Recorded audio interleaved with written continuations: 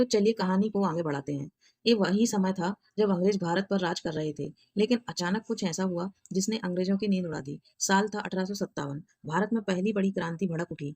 Indian revolution of 1857। चारों तरफ विद्रोह, सैनिक अंग्रेजों के खिलाफ खड़े हो गए और इस लड़ाई को दबाने में अंग्रेजों का बहुत सारा पैसा खर्च हो गया। उनका खजाना खाली होने लगा। सरकार परेशान थी, पैसे आए तो आए कहाँ से। तभी एक अंग्रेज अधिकारी ने एक नया रास्ता सुझाया। नाम था जेम्स विल्सन। जेम्स विल्सन, उसने कहा, अगर भारत के लोग कमाते हैं तो उनकी कमाई का एक हिस्सा सरकार को देना होगा। और बस यहीं से जन्म हुआ भारत के पहले इनकम टैक्स। साल 1860 पहली बार भारतीयों से उनकी कमाई पर टैक्स लिया गया। जिसने ज्यादा कमाया उसने ज्यादा टैक्स दिया, जिसने कम कमाया उसने कम टैक्स दिया। लोग हैरान थे। पहले जमीन पर टैक्स, सामान पर टैक्स, अब कमाई पर भी टैक्स। लेकिन अंग्रेजों के लिए यह सिर्फ टैक्स नहीं था, ये उनके खाली खजाने को भरने का तरीका था।